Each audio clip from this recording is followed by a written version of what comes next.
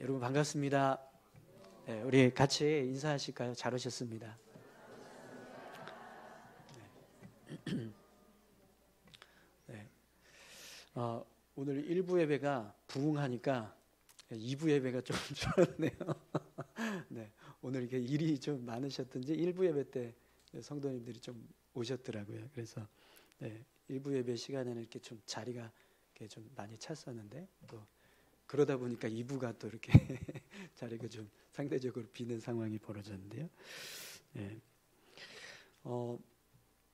여러분 오늘 로마서 8장 31절에서 39절까지 말씀을 가지고 택함 받은 자의 은혜라는 제목으로 같이 함께 말씀을 나누기 원합니다.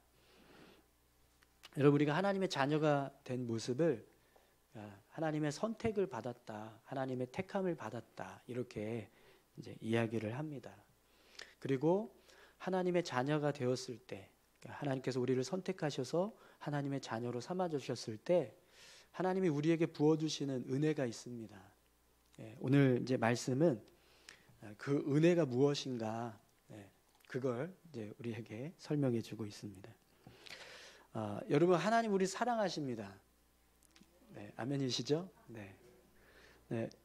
근데 우리가 하나님 사랑한다라고 고백할 때, 하나님 우리를 사랑하십니다라고 할 때, 이렇게 늘 보면 이렇게 우리 마음이 뭔가 이렇게 하나님의 그 사랑을 깊이 깨달아서 내가 아멘 하는 게 아니라 그냥 좀 이렇게 형식적으로 하나님 우리를 사랑하시지라는 그냥 막연한 어떤 그런 생각으로 우리가 아멘을 하지 않을 할 때가 있지 않을까 그런 생각을 합니다.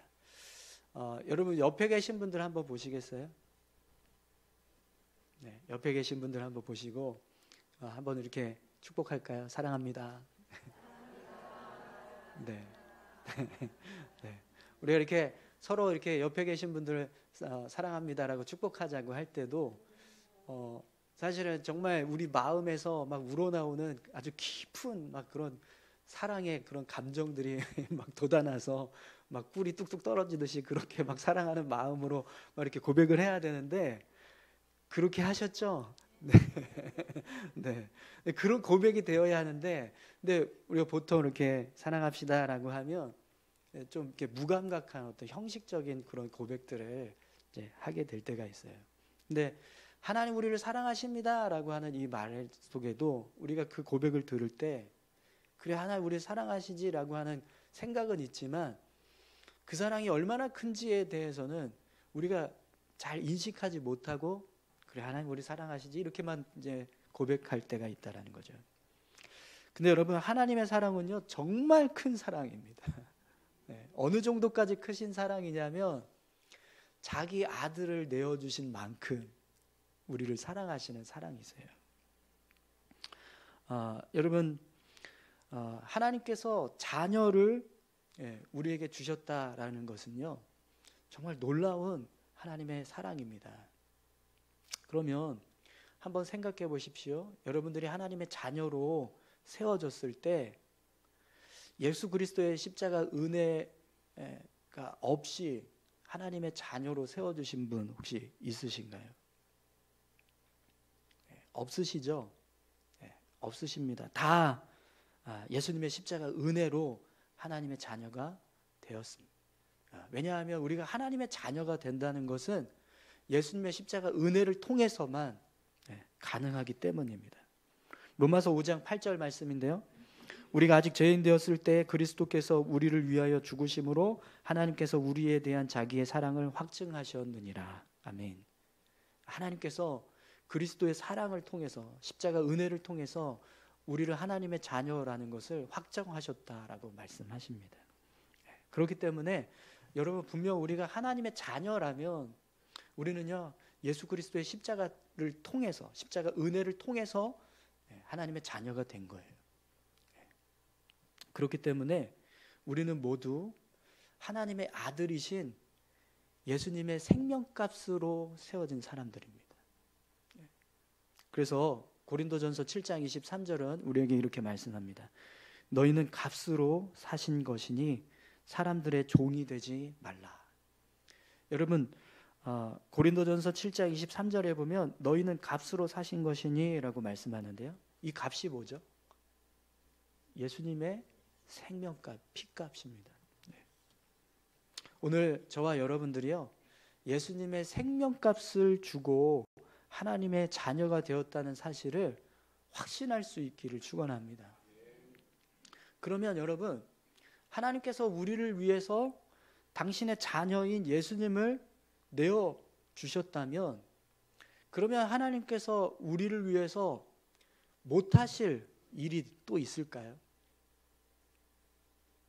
우리가 하나님을 향해서 무언가를 구할 때 하나님께서 야, 그건 내가 못하겠다, 그 정도까지는 내가 못해주겠다, 내가 아무리 너를 사랑한다고 해도 그 정도는 내가 할 수가 없구나, 야, 너도 염치가 있지 나한테, 너무 그 정도까지 너무한 거 아니냐.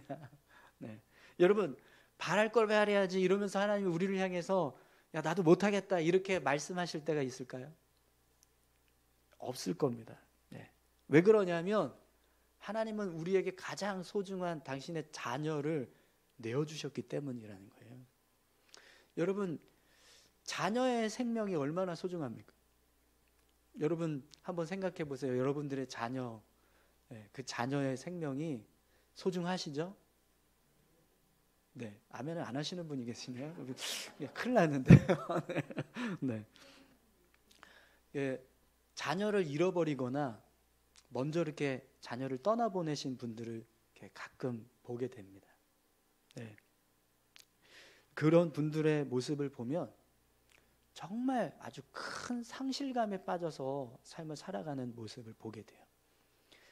예전에 제가 이제 부교육자로 사역하던 교회에서 세 가족, 젊은 부부가 이제 세 가족으로 오셨는데, 이분들이 오고 나서 얼마 안 있다가 한 돌도 안 된 것 같아요.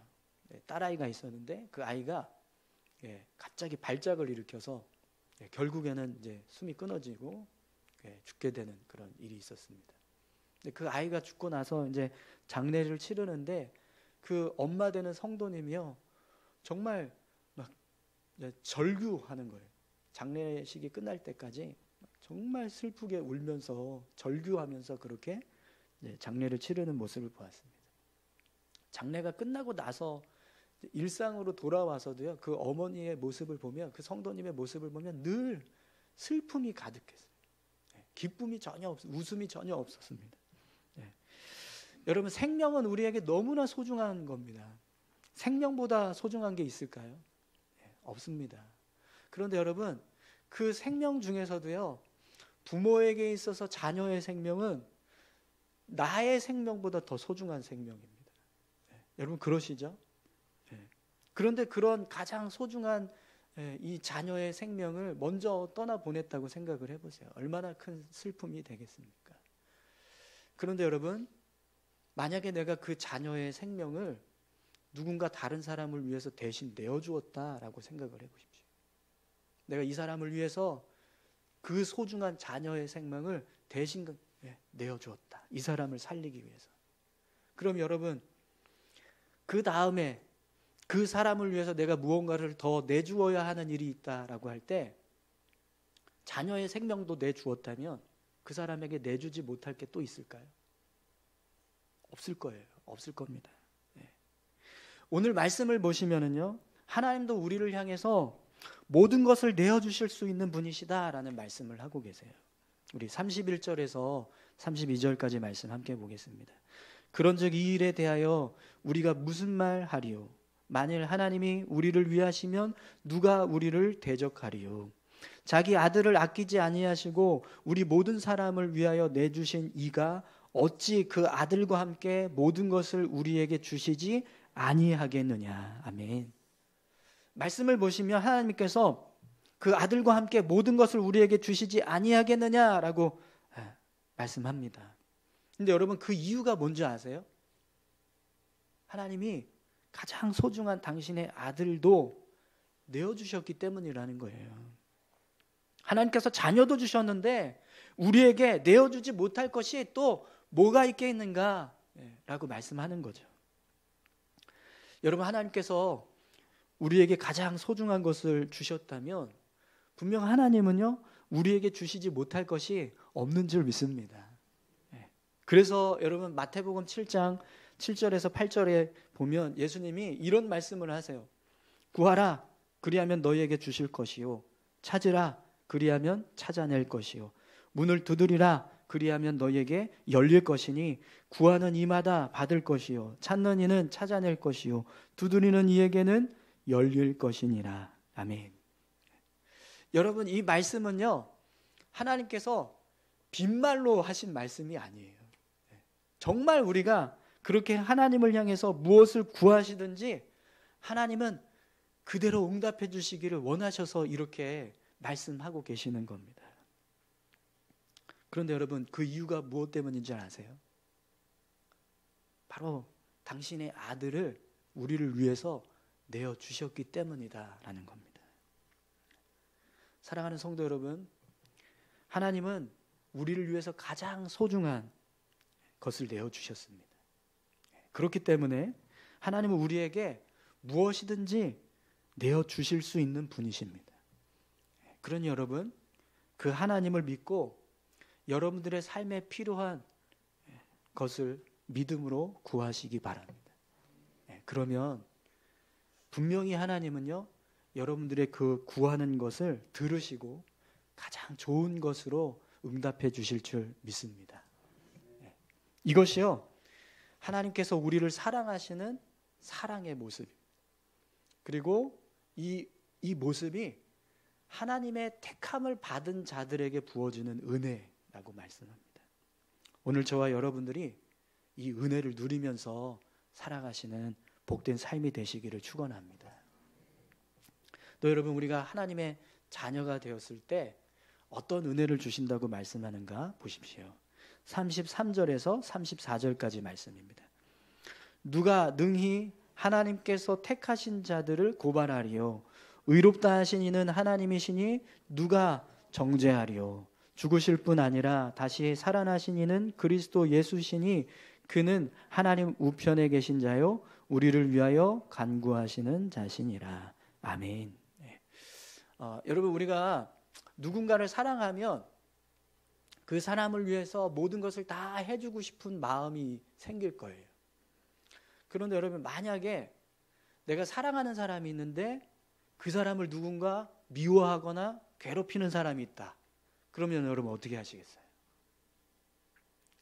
같이 왜 미워하냐고 따지고 괴롭히지 말라고 싸우지 않겠습니까? 그죠? 정말 내가 사랑하는 사람이 있는데 그 사람이 미움을 받고 있고 괴롭힘을 당하고 있다.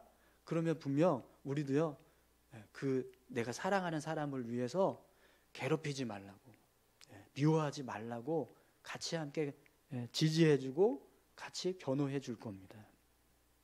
그런데 여러분 만약에 그렇지 않는다면 어떨까요? 내가 사랑하는 사람이 있는데 그 사람이 정말 누군가에게 막 미움을 받고 있고 괴롭힘을 당하고 있는데도 불구하고 내가 아무것도 하지 않고 있다면 여러분 어떨까요? 막 미워하는 거 보면서도 미워하네. 그리고 그냥 가만히 있을 수 있으시겠어요? 막 괴롭히는데도 그냥 가만히 보고 있으시겠습니까? 만약에 그런다면 그건 그 사람을 진짜 사랑하는 게 아닐 겁니다. 그죠? 예전에 다빈치 코드라는 영화가 개봉을 한 적이 있었어요. 2015년 정도 되었던 것 같은데요.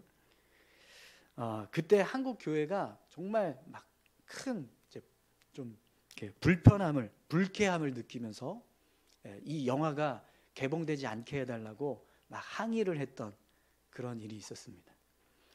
왜 그러냐면 이 다빈치 코드라고 하는 영화가 이제 다빈치 코드라는 원작 소설을 그대로 이제 각색해서 영화로 만든 거거든요. 근데 이 원작 소설의 내용이 어떤 내용이냐면 초대교회의 이단이었던 영지주의자들이 주장하는 그 내용을 그대로 적용을 해서 예수님의 탄생도 부정하고 예수님의 부활도 부정하는 그런 내용이 담겨져 있었어요. 근데 그런 내용으로 영화를 만들어서 이제 극장에서 개봉을 한다고 하니 한국 교회가 난리가 난 거죠. 또 그 영화 때문에 많은 사람들이 뭐 예수님이 그리스도가 맞냐, 구원자가 맞냐, 하나님의 아들이 맞냐 막 이러면서 또 세상으로부터 교회가 많은 공격을 받기도 했었습니다. 그래서 많은 교회와 성도들이요, 그때 정말 이 다빈치 코드를 개봉하지 못하도록 막기 위해서 막 항의도 하고 상영 금지 가처분 신청도 하고 막 영화관에 가서 막 피켓 들고 항의도 하고 막 시위도 하고 막 그랬었거든요. 근데 그때 인천에 있는 이 인천 순복음교회 최성규 목사님이라는 분이 계시거든요. 근데 그분이 이 일을 막 앞장서서, 인천에서는 이분이 앞장서서 이 일을 막 하셨어요. 근데 이분이 이 기독교 신문에 인터뷰를 하셨는데 뭐라고 말씀하셨냐면, 여러분 만약에 누가 내 부모를 욕하고 있다면 어떻게 하시겠습니까? 그 욕하는 사람을 그냥 두시겠습니까? 예수님은 우리에게 부모와 같은 분이십니다. 그런데 그 예수님을 부정하고 비난하는 일을 하고 있는데 어떻게 그걸 그냥 보고만 있겠습니까? 그걸 그냥 지켜만 보고 있다면 그 사람이야말로 예수님을 진정으로 믿는 사람이 아닐 것입니다.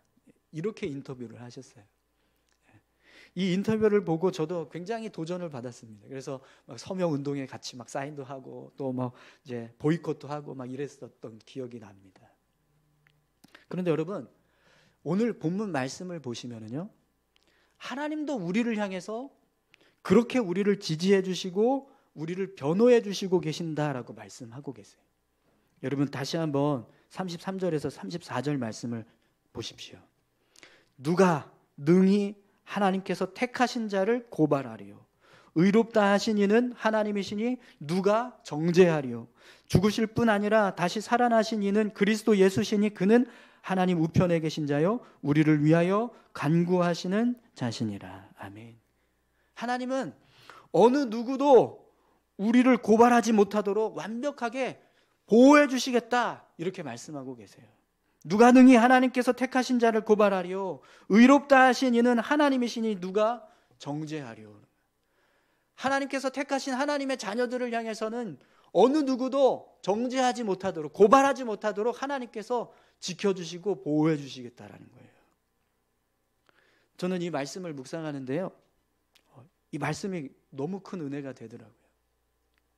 여러분, 이 세상에 하나님과 싸워서 이길 수 있는 사람이 있습니까? 없으시죠? 네. 하나님께서 이 땅을 주관하실 때 하나님을 대적할 수 있는 나라가 있을까요? 없습니다. 네. 왜 없다고 이렇게 말을 안 하세요? 네. 없죠? 있나요? 네. 없잖아요. 네. 이 세상 어떤 권세자도, 이 세상의 어떤 강한 나라도 하나님을 이길 수 없어요. 그런데 그 하나님이 당신의 택한 자녀들을 위해서 친히 보호해 주시고 지켜주고 계신다라고 말씀하는 거예요. 그 보호와 그 지킴이 누구를 향한 보호와 지킴인 거예요? 네, 여러분은 전혀 상관이 없는 보호와 지킴이시죠? 그래서 지금 이렇게 무감각하신 거죠? 네. 그게 다 우리를 향한 보호와 지킴이라는 거예요. 하나님께서 우리를 향해서 내가 너를 그렇게 지키고 보호해 주겠다, 이렇게 말씀하고 계신다는 거예요. 그럼 여러분, 이 말씀이 우리에게 얼마나 감사한 일이고 얼마나 큰 힘이 됩니까? 세상 어떤 누구도 견줄 수 없고 대적할 수 없는 그 하나님께서 나를 지켜주고 계시고 나를 보호해 주고 계신다. 이거는요, 정말 큰 능력이고 정말 큰 힘인 겁니다. 여러분, 세상 사람도요, 세상에 힘 있는 사람, 막 권력 있는 사람들, 그들을 빽삼고 막 함부로 막 날뛰는 사람들 있잖아요. 세상 권력 붙잡고 살아가는데도요, 하늘 높은 줄 모르고 살아갑니다. 그러면 여러분, 이 세상을 창조하신 그 하나님을 붙잡고 그 하나님의 지지를 받으면서 살아가는 우리는 뭐가 두렵겠습니까? 무엇을 두려워할 수 있겠어요? 지난주 우리 연합집회 하셨던 거 기억하시죠? 그때 첫 번째 설교자로 나오셨던 목사님이 박한수 목사님이셨어요. 그 목사님이 설교하셨던 내용 중에 이런 내용이 있습니다. 여러분, 무엇이 두렵습니까? 평판이요? 언론 보도요? 세상의 조롱이요? 음행과 일탈을 일삼는 자도 당당하게 자신의 논리를 주장하는데 우리가 무엇이 두려울까요? 우리는 죄가 무섭고 하나님이 두렵지 무서울 게 뭐가 있겠습니까? 엘리야는 혼자가 아니었습니다. 하나님께서 함께 하셨고 바알에게 무릎 꿇지 않은 7천 용사가 숨어 있었습니다. 오늘도 모여있는 우리만 여기에 있는 것이 아닙니다. 하나님께서 함께 계시고 여기 오지 못했지만 기도하고 응원하는 700만의 성도들이 있습니다. 사랑하는 성도 여러분, 머뭇거리지 마십시오. 바알이 신이라면 바알을 섬길 것이고 여호와께서 하나님이시라면 여호와를 섬길 것입니다. 동성애가 죄가 아니라면 지지하고 동성애를 죄라고 믿는다면 그것을 분명하게 표현해야 할 것입니다. 여러분, 박항수 목사님께서 말씀하신 것처럼 하나님을 붙잡고 살아가는 우리가 무엇을 두려워하면서 살겠습니까? 우리는요, 하나님 외에 두려워해야 할 것이 아무것도 없는 사람들입니다. 왜 그렇습니까? 하나님께서 우리를 택하셨고 의롭다, 거룩하다, 누구도 너를 정죄하지 못하도록 내가 지켜주겠다, 이렇게 우리를 향해서 말씀하고 계시기 때문입니다. 여러분, 하나님께서 우리의 편이 되어주고 계시는 줄 믿습니다. 그러니 여러분, 이 세상을 살아가실 때 사람이든 세상의 권력이든 두려워하지 마시고요, 담대하게 믿음의 삶을 살아가시기 바랍니다. 여러분, 하나님이 우리를 이렇게 사랑하십니다. 어느 누구도 정죄하지 못하도록, 어느 누구도 고발하지 못하도록, 어느 누구도 해치지 못하도록 우리를 지키고 보호하고 계십니다. 그 하나님의 사랑을 힘입어서 오늘 저와 여러분들이 믿음의 삶을 온전히 살아갈 수 있기를 축원합니다. 마지막으로 여러분, 하나님께서 우리를 어떻게 사랑하시는가, 하나님께서 선택한 자들이 어떤 은혜를 받으며 살고 있는가, 35절에서 37절까지 말씀을 보겠습니다. 누가 우리를 그리스도의 사랑에서 끊으리요? 환난이나 곤고나 박해나 기근이나 적신이나 위험이나 칼이랴. 기록된 바 우리가 종일 주를 위하여 죽임을 당하게 되며 도살당할 양같이 여김을 받았나이다 함과 같으니라. 그러나 이 모든 일에 우리를 사랑하시는 이로 말미암아 우리가 넉넉히 이기느니라. 아멘. 여러분, 이 세상에 가장 끊을 수 없는 관계가 있다면 어떤 관계가 있을까요? 네, 혈연 관계 맞습니다. 네, 혈연 관계만큼 끊을 수 없는 관계는 없을 거예요.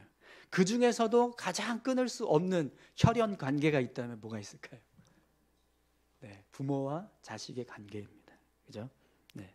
근데 예전에는요, 부부 관계도 그렇게 생각했었어요.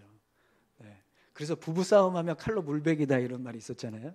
아무리 싸워도 계속 붙으니까, 네, 갈라지지 않으니까. 그래서 그렇게 이야기한 건데 지금은 그게 아니에요. 그죠? 지금은 부부 싸움은 칼로 물베기다 이렇게 얘기합니다. 그냥 싹둑 잘라지니까. 네. 그런 이제 농담처럼 그렇게 이야기를 합니다.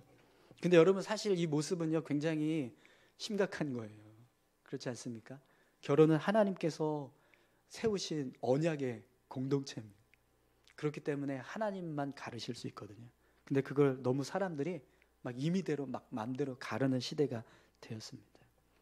어쨌든 여러분, 우리 인간이 세우는 관계 중에서 가장 끊을 수 없는 관계는 결국에는 부모와 자식의 관계라는 것을 알 수 있습니다. 그런데 여러분, 부모와 자식의 관계도 끊어질 수 있는 상황이 있다는 거 아세요? 성경에도 그런 모습이 나와요. 사무엘하 15장에 보면 다윗의 아들이었던 압살롬이 반역을 일으킵니다. 압살롬이 권력에 눈이 멀어서 아버지를 몰아내고 이스라엘의 왕이 되는 그런 반역을 꾀하죠. 이때 압살롬이 행한 일 중에요, 어떤 일이 있었냐면 다윗의 첩들을 백주 대낮에 다 겁탈하는 그런 일이 있었어요. 그러니까 왕권을 견고하게 하겠다. 자신이 차지한 이 왕권을 견고하게 하겠다. 그걸 온 백성들에게 보여주기 위해서 그런 일을 한 거예요. 그러니까 얼마나 파렴치한 모습입니까? 근데 여러분, 요즘에도요 그런 모습들을 우리가 종종 봅니다. 부모가 자식을 죽였다, 아니면 자식이 부모를 죽였다, 이런 이제 매스컴들을 통해서 보도되는 모습들을 종종 보게 돼요. 그런데 여러분, 그때 그런 일들이 일어나게 된 원인을 보면 다 대부분 뭐 때문인지 아세요? 돈 때문. 돈이 없어서, 유흥비가 없어서,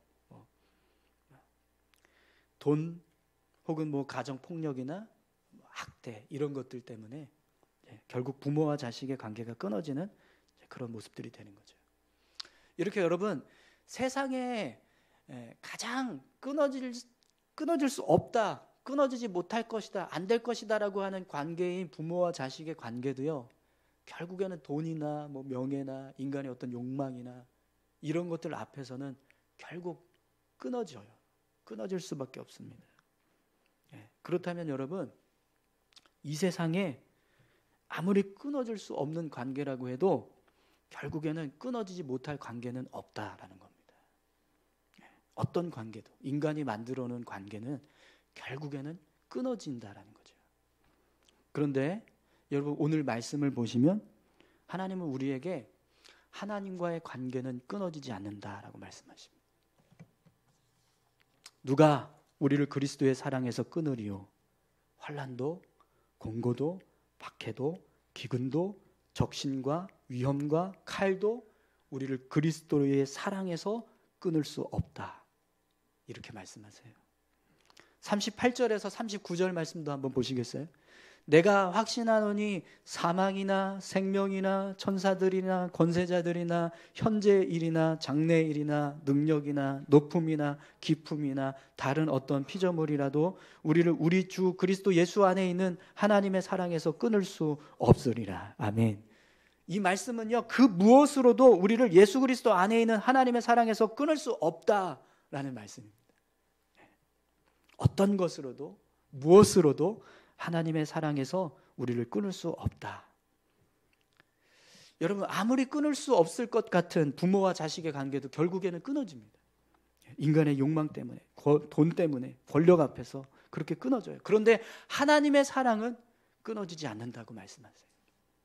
그렇다면 여러분, 이 모습을 한번 깊이 묵상해 보시기 바랍니다.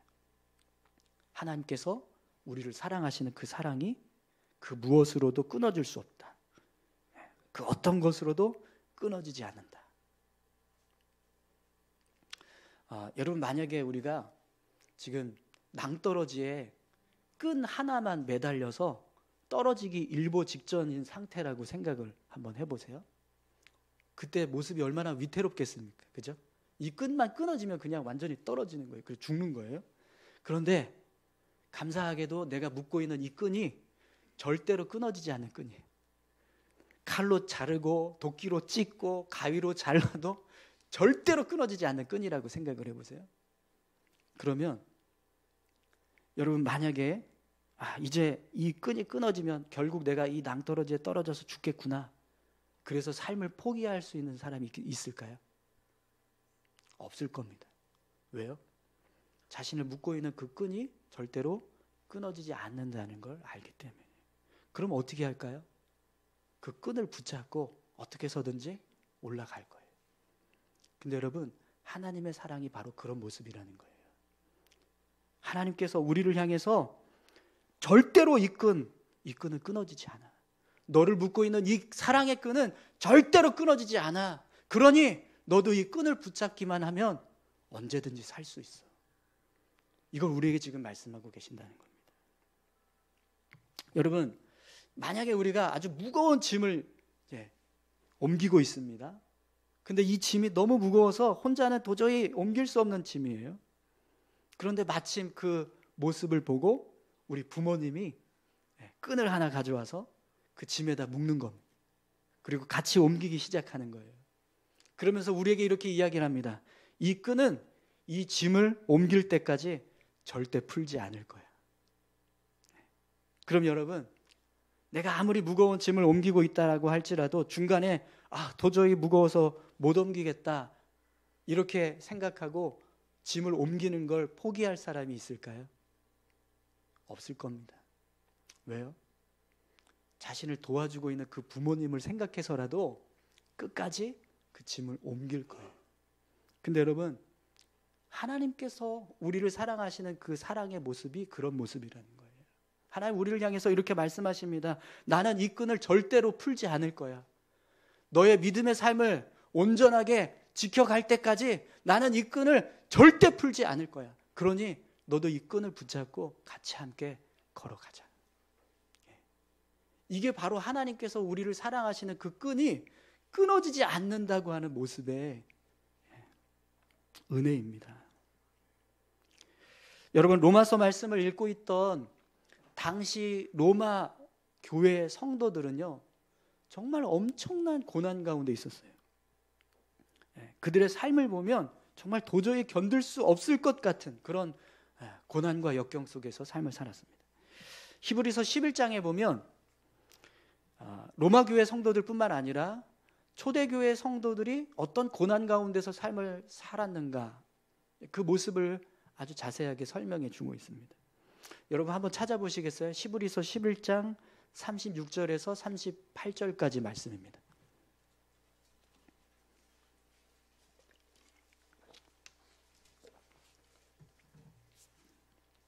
히브리서 11장 36절에서 38절까지. 우리 다 같이 함께 한번 찾으신 분들 한번 읽어볼까요? 또 어떤 이들은 조롱과 채찍질 뿐 아니라 결박과 옥에 갇히는 시련도 받았으며 돌로 치는 것과 톱으로 켜는 것과 시험과 칼로 죽임을 당하고 양과 염소의 가죽을 입고 요리하며 궁핍과 환난과 학대를 받았으니 이런 사람은 세상이 감당하지 못하느니라. 그들이 광야와 산과 동굴과 토굴에 유리하였느니라. 아멘. 여러분, 초대교회 성도들의 삶의 모습이 이런 모습이었다라고 말합니다. 그들은요, 늘 결박을 당하고 옥에 갇히고 시련을 받아야 했습니다.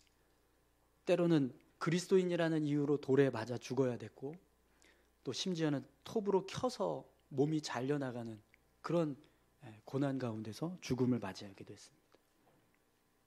양과 염소의 가죽을 입고 살았다라고 됐는데 왜 그랬냐면 시장에 가서 옷을 사고 싶어도 살 수가 없었어요. 시장에 갔다가 그리스도인이라는 게 발각이 되면 그냥 끌려가서 죽는 거예요. 그래서 옷을 살 수가 없으니까 양 가죽, 염소 가죽으로 옷을 입어서 살고, 그들은 일반적인 집에서 살 수가 없었습니다. 그래서 광야에서, 산에서, 동굴에서, 토굴에서 살았습니다. 여러분 어떠세요?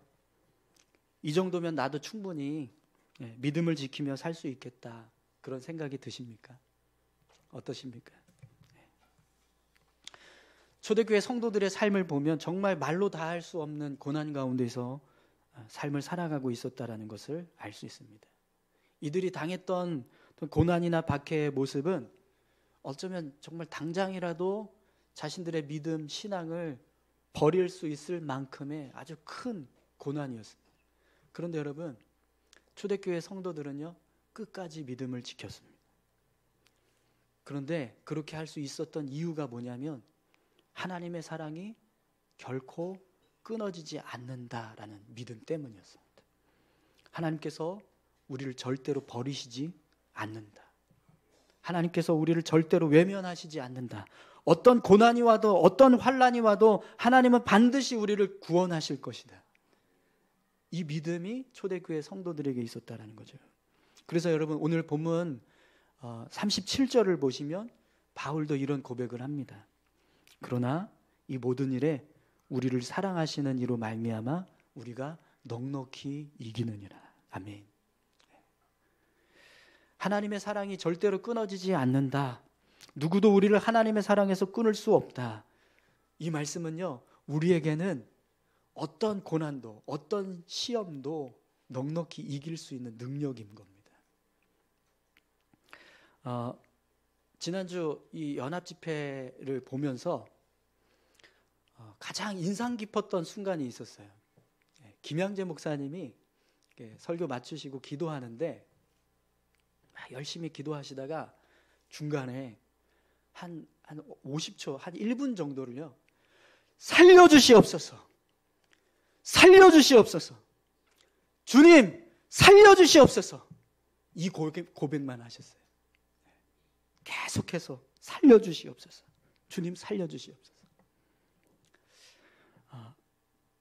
그것도 막 목소리가 막 째지는 그런 괴성을 지르시면서 그렇게 절규하는 외침을 하셨어요. 여러분, 아마 세상 사람들은 그 소리를 들으면서 비웃었을지도 모르겠습니다.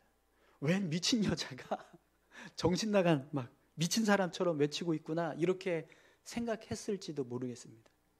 그런데 저는 그 순간보다 더 강력한 우리 신앙의 능력을 나타낼 수 있는 모습은 없었다고 생각합니다.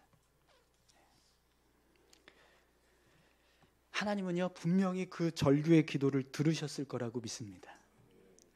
그리고 하나님께서 우리를 살려주시기 위한 일을 시작했을 거라고 저는 믿습니다. 여러분, 우리가 하나님을 향해서요, 그렇게 부르짖을 수 있는 이유는요, 하나님의 사랑이 끊어지지 않기 때문입니다. 어떤 순간에도요, 어떤 상황에서도 하나님은 우리를 끝까지 사랑해 주시겠다고 약속하셨기 때문이에요. 사랑하는 성도 여러분, 어떤 순간에도 우리는 하나님을 향해서요, 살려주시옵소서라고 외칠 수 있습니다. 그리고 그렇게 외칠 때 하나님은 우리를 살려주실 줄 믿습니다. 그 하나님의 사랑을 힘입어서 믿음으로 살아가는 저와 여러분들이 다 되시기를 축원합니다.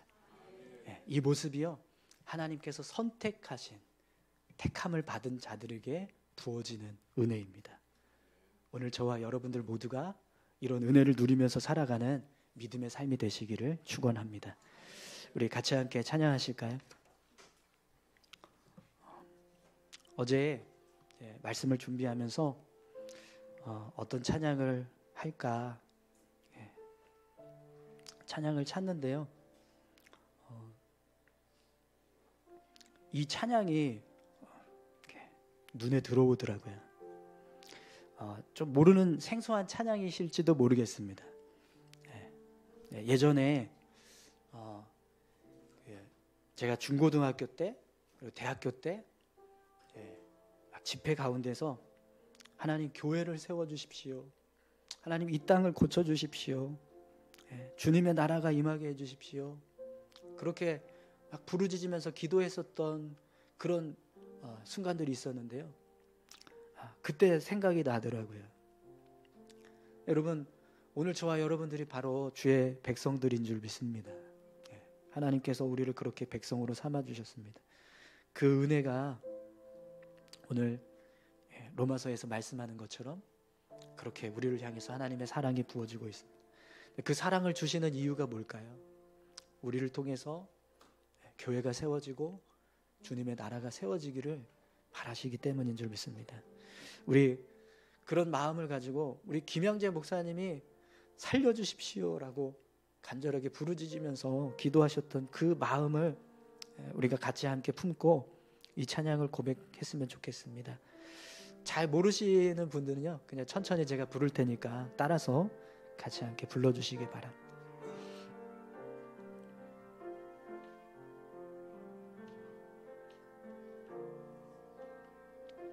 이는 주의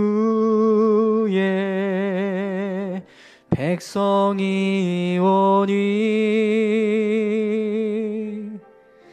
주의 그 이름 선포합니다.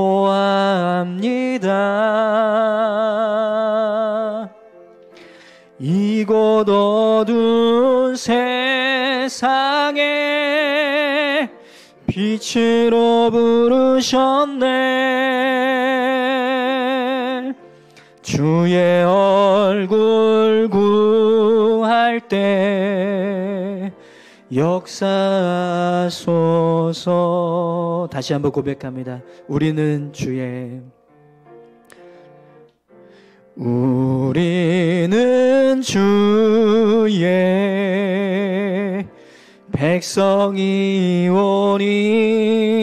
백성이오니 주의 그 큰 이름 선포합니다. 이곳 어두운 세상에 빛으로 부르셨네. 주의 얼굴 구할 때 역사하소서. 교회를 세우시고 교회를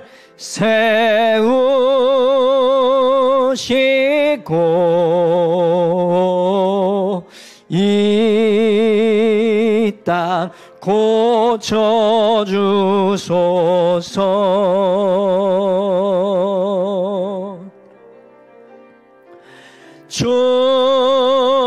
주님 나라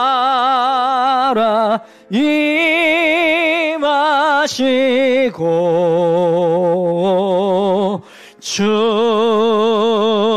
뜻 이루어지다. 우리 간절한 마음으로 다시 한번 고백합니다. 교회를 세우시고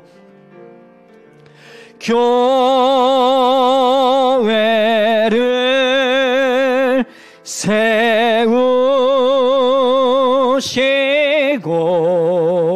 세우시고 이 땅 고쳐주소서.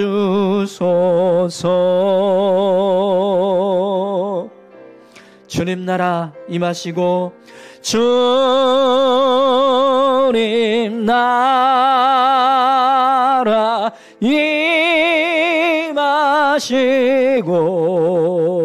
임하시고 주 뜻